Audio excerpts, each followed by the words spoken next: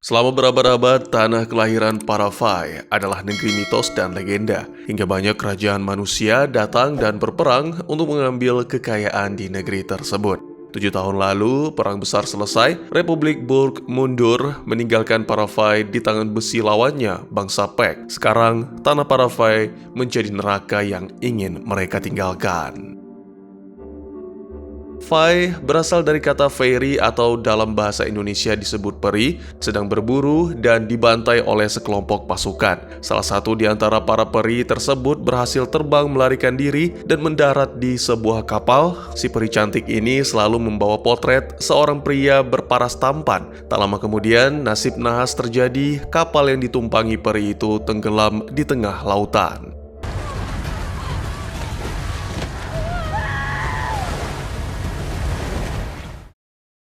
Di ibu kota Berg, kedatangan seorang polisi bernama Rycroft Pilostrate atau akrab disapa Philo. Dia datang ke sini untuk mengusut sebuah kasus penyerangan yang terjadi baru-baru ini terhadap para Fai. Philo dipertemukan dengan seorang wanita yang sedang terbaring luka. Menurut hasil obrolan mereka, ciri-ciri sosok yang diduga terlibat dalam kasus tersebut, pria botak dan berjambang panjang.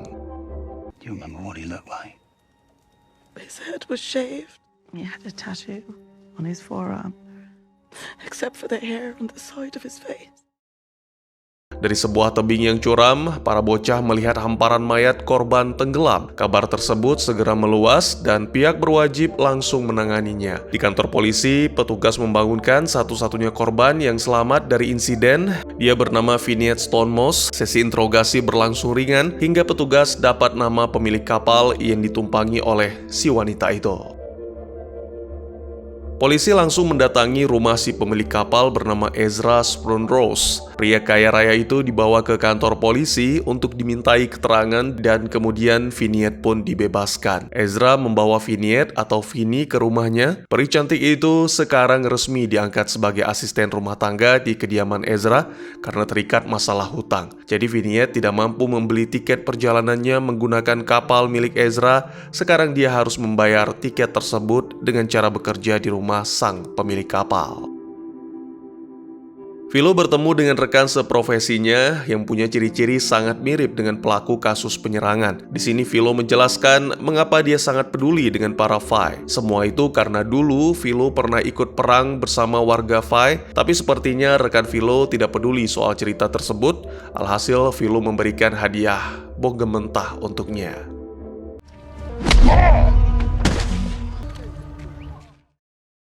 Vini dapat tugas dari saudari Ezra, Imogen, untuk membeli ramuan pemikat pria. Di perjalanan, Vini tak sengaja bertemu dengan sahabat lamanya, Tourmaline. Dalam narasinya, Vignette menceritakan soal penyerangan dan kapal yang ditumpanginya tenggelam. Selain itu, keduanya juga membahas soal Philo. Sepertinya Vini pernah punya hubungan spesial dengan inspektur polisi itu. Malam harinya di sebuah bar, Philo mencurigai salah seorang dari rombongan pengunjung di sana. Dia ingin memastikan apakah pria botak itu punya tato di lengannya, sebagaimana informasi dari petugas yang membuat sketsa wajah pelaku penyerangan. Philo memainkan sebuah skenario, pura-pura mabuk untuk menumpahkan minuman, dan hasilnya... Oh, fucking hell. It's him! It's Jack! Go around!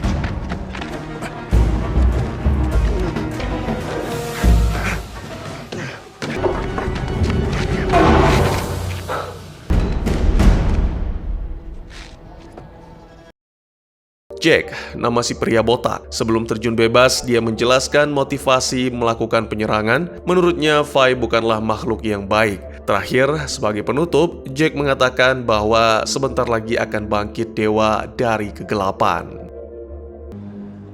I know darkness. Some dark god.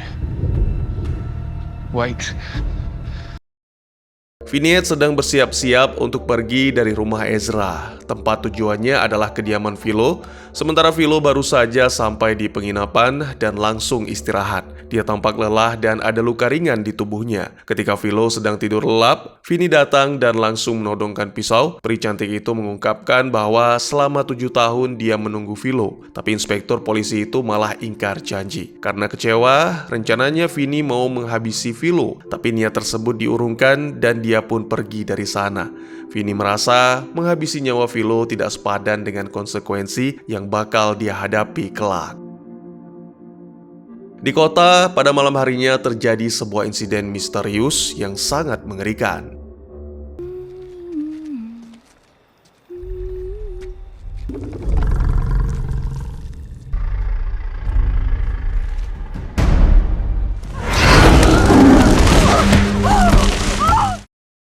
Lalu pada keesokan harinya baru diketahui kalau tadi malam terjadi pembunuhan sadis yang menewaskan Pix atau peri wanita. Philo turun tangan mengusut kasus ini. Lokasi pertama yang dituju adalah rumah teman Pix yang tewas tersebut, yakni seorang pria tua. Philo curiga kalau pria tua itu tak bersalah, mengapa dia bersembunyi di dalam lemari ketika petugas datang. Setelah mengobrol banyak, diketahui Pix yang tewas itu adalah seorang penyanyi terkenal yang punya suara sangat indah. Philo kembali ke kantor polisi dan minta izin kepada atasan agar menyerahkan kasus ini kepadanya. Sebab sejauh ini Philo belum mendapat wewenang untuk melakukan otopsi jenazah lebih dalam lagi. Tapi entah mengapa atasan Philo tidak begitu senang dengan permintaan tersebut, bahkan menyuruhnya untuk menjauh dari kasus ini.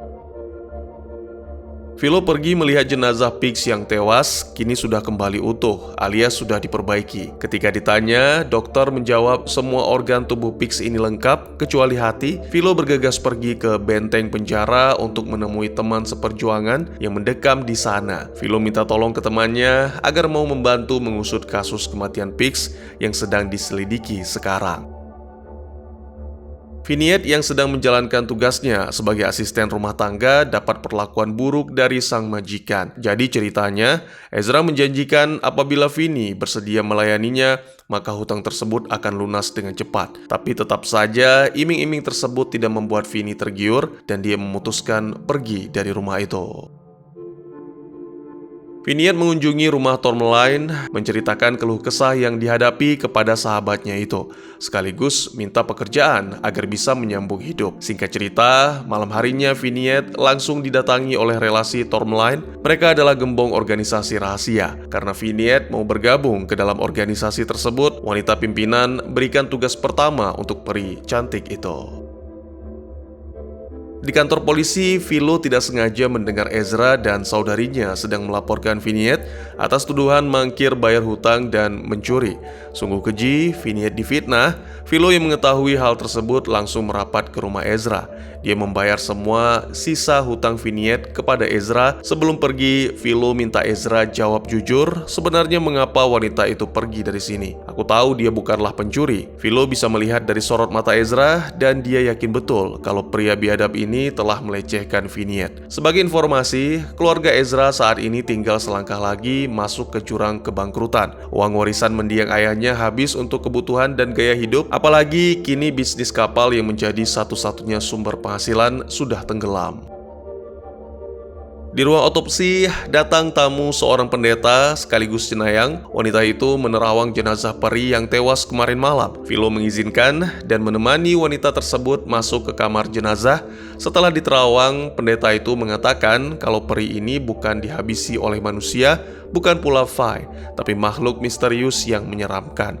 Tak lama kemudian, suasana di kantor polisi jadi heboh akibat aksi yang dilakukan oleh Vignette. Ya, misi pertama peri cantik itu adalah mencuri bendera di kantor polisi.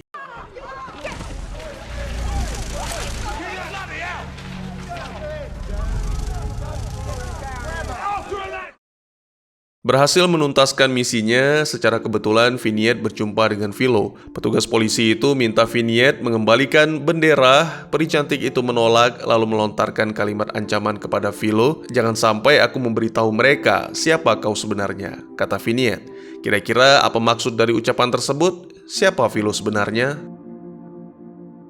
Cerita beralih ke masa lalu. Philo sebagai komandan regu mendatangi pemukiman warga Fai.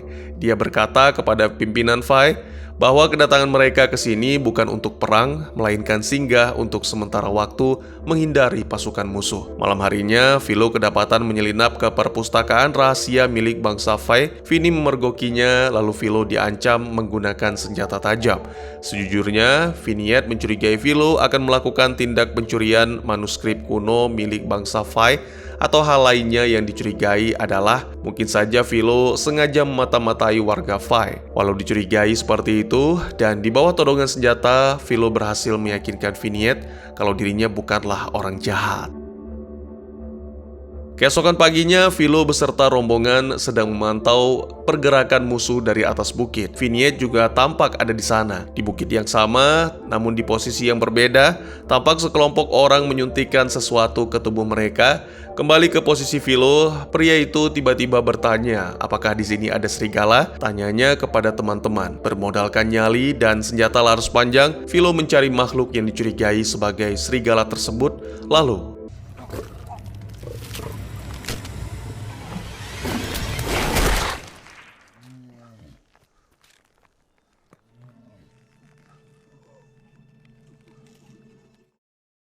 malam harinya, Philo, Darius, dan komandan batalion membahas soal manusia serigala. Mereka menemukan katalis di dalam jarum suntik. Inilah yang membuat 3 orang di hutan tadi berubah jadi manusia serigala. Selang beberapa malam kemudian, Darius tergesa-gesa keluar dari benteng hingga memancing perhatian Philo. Setelah diikuti, barulah diketahui bahwa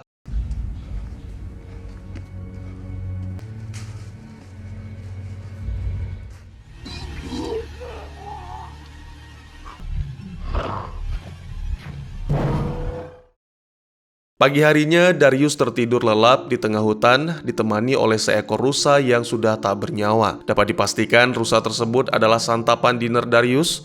Dari atas bukit, Philo memperhatikan rekannya tersebut, lalu memberinya makan. Mereka pun ngobrol buat cari solusi bagaimana nasib Darius nanti setelah kembali ke Bur. Darius hanya bisa pasrah. Dia berencana akan menyerahkan diri dan berkata jujur kepada pemerintah soal dirinya yang sudah berubah jadi manusia serigala. Sementara itu, Darius mengetahui kalau Philo telah jatuh cinta kepada Vignette. Ini merupakan masalah besar sebab manusia dilarang keras jatuh cinta, apalagi sampai menikah dengan Faye, karena stigma negatif masih melekat untuk makhluk bersayap itu.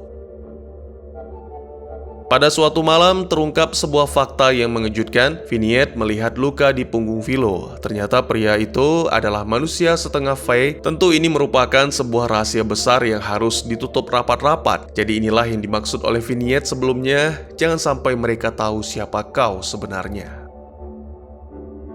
Beberapa hari kemudian, Peck berhasil memukul mundur semua pasukan Burg dan sekarang mereka melakukan penyerangan ke pemukiman Fai. Kepala suku Fai, Mima, memerintahkan Vignette untuk mengunci rapat-rapat perpustakaan mereka agar tidak jatuh ke tangan pasukan Peck. Di depan perpustakaan, Philo menemui Vignette dan menyatakan cinta. Bahkan keduanya sepakat untuk lari bersama. Tapi apa yang terjadi?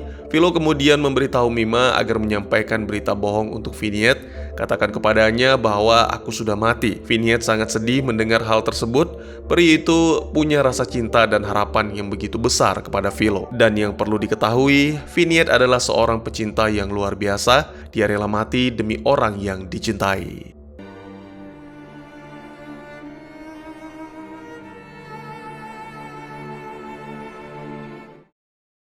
Kembali ke masa sekarang, Philo melihat ke arah flat tempat Tourmaline dan Vignette tinggal. Peri berambut pendek itu akhirnya turun dan menemui Philo. Tujuan polisi ini ke sana untuk mengambil bendera yang dicuri oleh Vignette, sekaligus mengklarifikasi kejadian masa lalu mereka. Setelah Vignette mengutarakan bahwa dia sangat mencintai Philo, bahkan selama 7 tahun dia setia menunggu sang pujaan hati. Philo terpaksa membeberkan alasannya. Si polisi mengaku sengaja menghilang demi keselamatan Vignette. Dia tak ingin wanita yang dicintai tewas pada masa perang 7 tahun lalu. Jadi lebih baik Vignette pergi menyelamatkan diri ketimbang harus ikut lari bersamanya. Malam hari di kota Burg kembali terjadi insiden mengerikan. Lisa?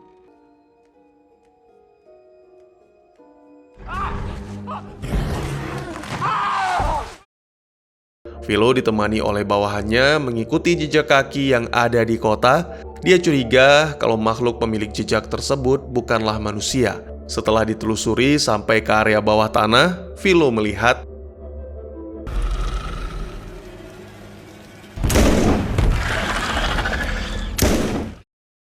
Philo ke kamar mayat dan bicara dengan dokter otopsi. Luka pada tubuh korban ini sangat mirip dengan korban sebelumnya. Philo langsung pergi dan kembali menemui pendeta yang sedang berada di pasar. Menurut keterangan yang didapat, makhluk yang meneror kota Berg ini adalah monster buatan. Ada seorang penyihir tua di sudut kota yang bisa membuat monster. Tak mau berlama-lama, Philo pergi mendatangi penyihir tersebut dengan membawa bahan utama eksperimen.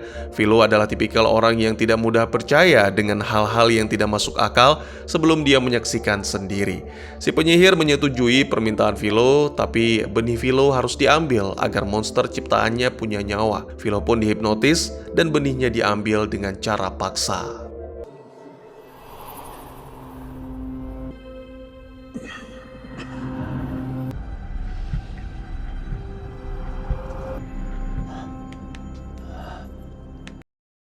Suatu malam, Vignette dapat tugas dari pimpinan organisasi untuk menghabisi nyawa Faye pria. Too comfortable.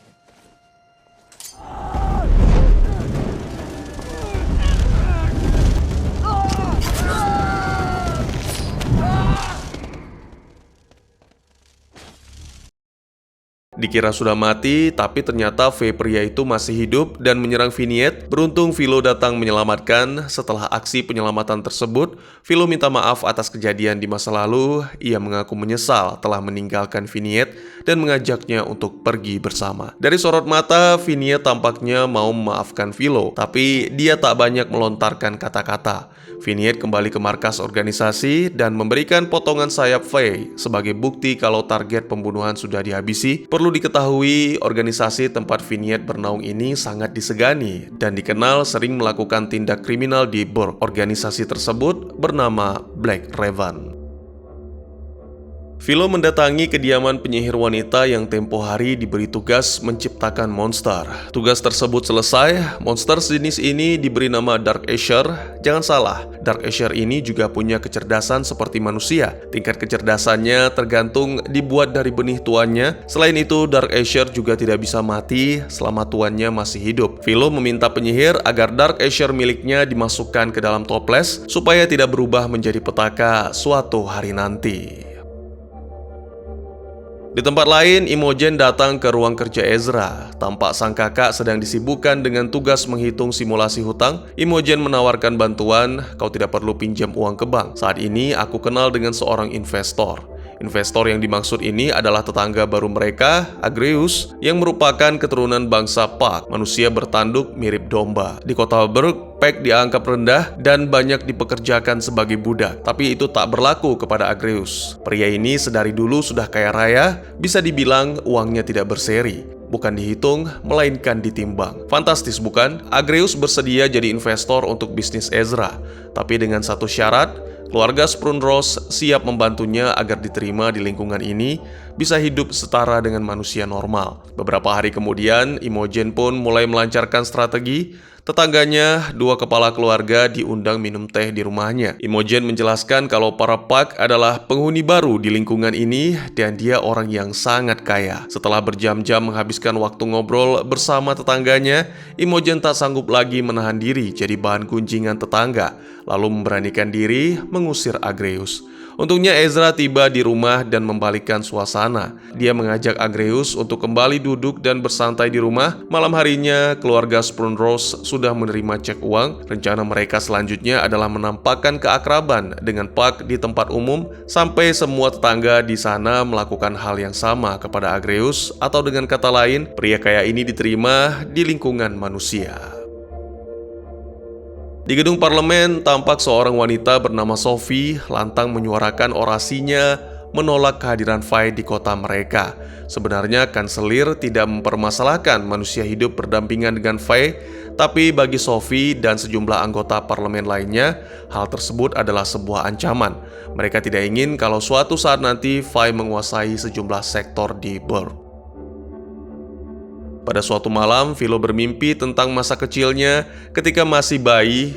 Sayap Philo dipotong oleh dokter. Mimpi tersebut mengingatkannya kepada peri wanita yang tewas diserang monster beberapa hari lalu, sebagaimana yang disebutkan sebelumnya. Peri tersebut berprofesi sebagai penyanyi. Philo langsung teringat kepada ibunya. Tak lama kemudian dia pergi ke kamar jenazah lalu mencium peri wanita tersebut. Apakah dia adalah ibunda Philo? Malam harinya, teror kembali terjadi di kota Burke berupa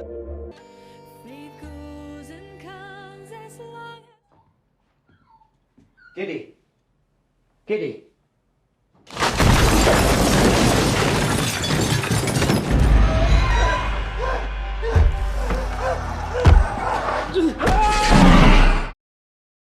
pria tua yang tewas itu adalah Dr. Morange yang mengoperasi sayap Philo ketika masih bayi.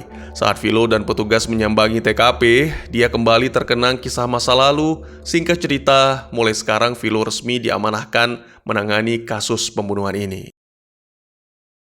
Philo pulang ke hotel tempat ia tinggal. Di sana sudah ada Potria, si pemilik hotel, yang selama ini sangat mengagumi ketampanan serta kejantanan Philo. Wanita kesepian itu sangat berharap Philo mau menjalin hubungan serius dengannya. Tapi sayang, Philo menolak. Alasannya, petugas berpangkat inspektur itu mengaku kalau dia manusia setengah Fai. Selain itu, Philo juga mengatakan, Fai yang tewas beberapa hari yang lalu adalah ibu kandungnya. Pengakuan tersebut membuat Potria kaget dan merasa jijik kepada Philo. Vignette melihat reklame tentang pameran yang sebentar lagi digelar di kota Burke. Dia menyelinap masuk ke sana, lalu menemukan sejumlah manuskrip kuno peninggalan bangsa Fai. Peri cantik itu terbawa suasana dan merasa sangat sedih. Tak lama kemudian, datang sekelompok orang ke sana. Vignette ngamuk dan tak kuasa mengendalikan diri, mengusir semua orang yang ada di sana. Atas aksinya tersebut, polisi datang menangkapnya. Petugas datang ke rumah jasa baku hantam dalam tanda kutip atau yang dikenal dengan nama Carnival Row. Menurut informasi dari pekerja di sana, kemarin ada inspektur yang datang ke lokalisasi ini. Petugas langsung tahu inspektur yang dimaksud adalah Philo. Setibanya di kantor polisi, petugas tersebut langsung menceritakan informasi temuannya kepada rekan kerja dan atasan. Fix, kali ini Philo dicurigai sebagai pelaku pembunuhan yang terjadi di kota Burke. Tak lama kemudian, Philo datang ke kantor dengan membawa sejumlah barang pribadi. Philo berkata, aku pindah dari hotel dan berencana cari tempat tinggal di sekitar kantor saja. Imogen datang ke pameran bersama Agreus. Kedatangan mereka menjadi pusat perhatian orang-orang di sana. Ketika acara pelelangan benda seni lukis dimulai, semua nominal angka yang ditawarkan oleh peserta lelang lainnya berhasil dikalahkan dengan mudah oleh Agreus. Kini, nama Agreus semakin terkenal sebagai orang kaya yang baru tiba di kota Burke. Petugas mendatangi hotel milik Potria dan menanyakan apa alasan Philo pergi dari sana. Celaka, wanita itu mengatakan kepada petugas kalau Philo adalah manusia setengah Fai. Di tempat lain, Philo mendatangi rumah Ezra dan bicara dengan pelayan di sana, menggali informasi tentang ibu kandungnya. Tak lama kemudian, petugas datang dan menangkap Philo atas tuduhan pembunuhan sebanyak 3 korban jiwa. Sungguh keji. Philo dituduh atas tindakan yang sama sekali tidak dilakukannya. Tadinya Philo mau dibawa ke ruang tahanan khusus oleh petugas, tapi hal itu tidak jadi dilakukan. Sekarang malah justru dia bergabung bersama tahanan lain yang mengakibatkan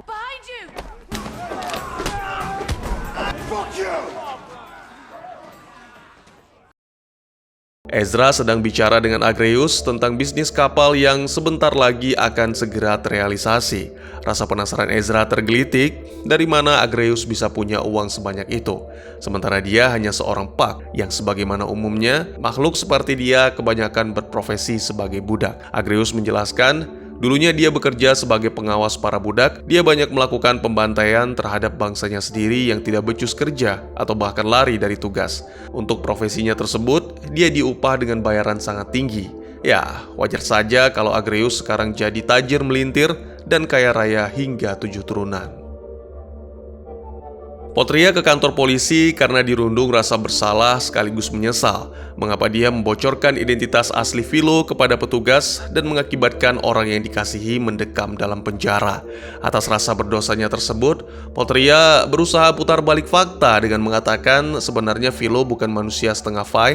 Kemarin aku berujar demikian karena habis bertengkar dengannya. Aku kesal, makanya aku menebar kebohongan tersebut kepada petugas. Mendengar hal itu, petugas langsung datang ke sel untuk mengkonfirmasi ucapan tersebut kepada Philo. Pria itu tak gentar berkata jujur, mengakui asal-usulnya. Aku membantah jika aku dituduh sebagai pembunuh, tapi aku tidak akan berbohong tentang asal-usulku. Fai yang tewas tempo hari adalah ibuku, dan benar, aku manusia setengah Fai, ujar Philo. Hati sang komandan sangat kecewa mengetahui fakta tersebut dan segera pergi dari sana. Lukisan yang dibeli oleh Agreus akhirnya tiba di kediaman. Imogen yang dari jendela melihat kiriman tersebut segera mendatangi rumah Agreus. Perempuan belia itu berlagak ingin membantu Agreus menempatkan lukisan pada posisi yang tepat. Setelah sukses atas niatnya, ia lanjut melihat benda-benda koleksi lain milik Agreus.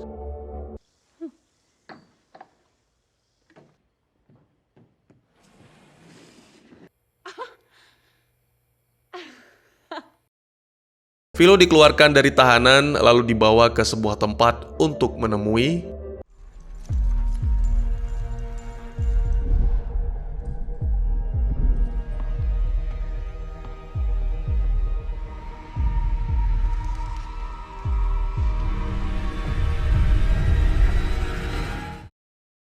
Phineas berusaha kabur dari tahanan, tapi sayang aksinya gagal total. Tak hanya gagal total, peri cantik ini juga dihantam oleh petugas.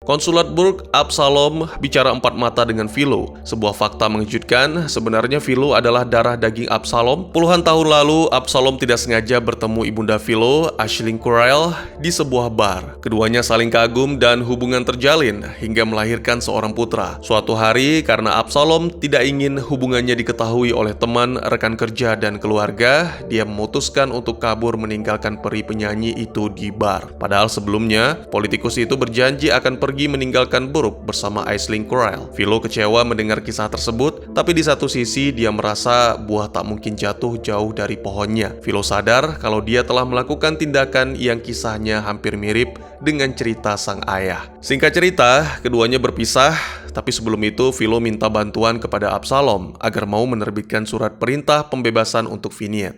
Ya, sang ayah tak keberatan melakukan hal tersebut. Saat ini situasi kota Burg sedang kacau. Rombongan Puck beramai-ramai melakukan demo imbas usul rencana undang-undang dari koalisi parlemen yang berisi Puck dan Faye tidak boleh tinggal di Burg bersama manusia karena mereka dianggap sebagai ancaman serius. Salah satu demonstran berhasil masuk ke markas Absalom dan menikam konsulat dengan brutal. Sepertinya pergerakan Puck tidak bisa dianggap sepele.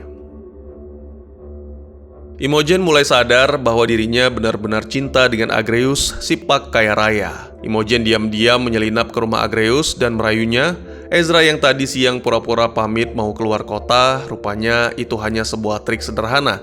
Dia ternyata mau menangkap Imogen yang telah melakukan kesalahan fatal. Dengan membawa sepucuk senjata api, Ezra masuk ke kamar Agreus lalu menodongkannya. Keadaan jadi panik dan sungguh benar-benar di luar dugaan. Imogen yang sebelumnya sangat jijik melihat Agreus, kini dia tergila-gila dan rela berkorban demi Puck itu. Turn around and face the wall, you animal. How dare you consort with a fucking animal? You... Imogen. Can't believe... Imogen! Masih ingat dengan penyihir yang didatangi oleh Philo, yang sangat ahli menciptakan Dark Asher, wanita tua itu mengalami nasib nahas.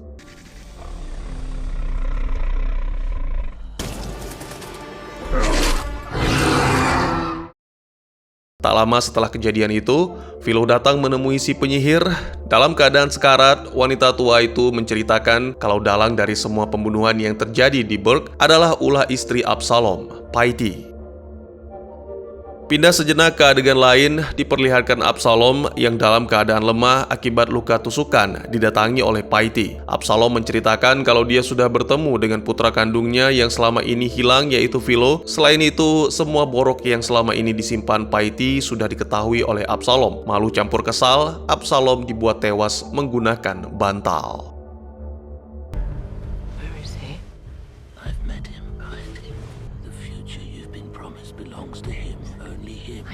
It's not real. It's not real. Tell me. Tell me! Vinny alias Vignette saat ini dalam keadaan bahaya. Paiti sedang mengincarnya karena akan dijadikan sebagai umpan menangkap Philo. Surat pembebas Vignette ditemukan oleh Paiti. Jadi, wanita kejam itu dengan mudah menculik si peri cantik dari sel kantor polisi. Singkat cerita, Vignette sekarang sudah ditawan oleh Paiti. Philo yang sudah mengetahui hal itu datang menyelamatkan sang pujaan hati. Dalam ruang bawah tanah kota, dia melihat Darkasher peliharaan Paiti sedang tertidur pulas karena tidak sengaja membuat bunyi. Monster mengerikan itu bangun lalu mengejar Philo.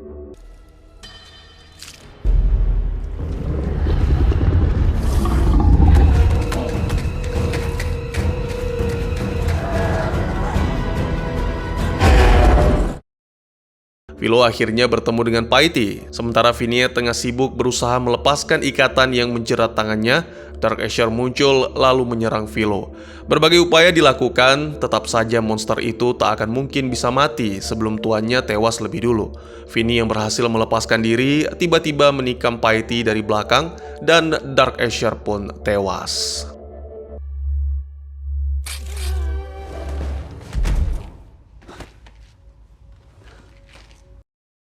Kehidupan kini sudah jauh berbeda. Philo menepati janji yang diucapkan 7 tahun lalu kepada Vignette, yaitu pergi bersama dan hidup bahagia. Vinny ucapkan salam perpisahan kepada sahabatnya, Tourmaline. Oke, ketika Philo dan Vinny hendak memasuki kereta, petugas menahan mereka karena situasi kota mendadak kacau. Warga Burke dilarang keras meninggalkan kota, baik itu manusia ataupun Peck dan Vi, imbas dari kematian Absalom. Bahkan di tempat lain, Imogen yang saat ini sedang berada di atas kapal bersama Agreus diinformasikan oleh kapten harus putar balik dan kembali ke Burke. Tapi Imogen menolak, dia tidak mau kembali ke Burke dan ingin pergi ke kota atau negara baru bersama Agreus. Start new life, ujar Imogen. That is so sweet like honey, right? Putra Absalom lainnya, Jonah, resmi diangkat jadi konselor di Burke. Dalam pidatonya, Puck adalah pelaku utama kematian Absalom, sebagaimana yang terjadi kalau mendiang ayahnya tewas karena ditikam. Seluruh warga kota tidak ada yang tahu atau bahkan mencurigai Paiti sebagai dalang utama atas semua masalah yang terjadi. Selain itu, Jonah mengajak oposisi parlemen untuk bersatu dan menyatakan perang melawan Puck dan Vi. Dua jenis makhluk itu harus segera diusir dari tanah Burke. Sekarang di kota sudah dibangun tembok pembatas antara Vi dan manusia. Philo dan Vignette mau tidak mau harus berpisah, tapi inspektur polisi berparas tampan itu tak mau perpisahan terjadi untuk kedua kalinya. Dengan lantang dia mengaku, "Aku adalah setengah Vi dan setengah manusia."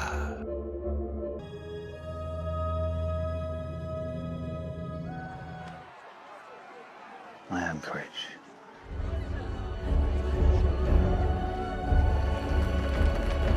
Thank you, Chancellor.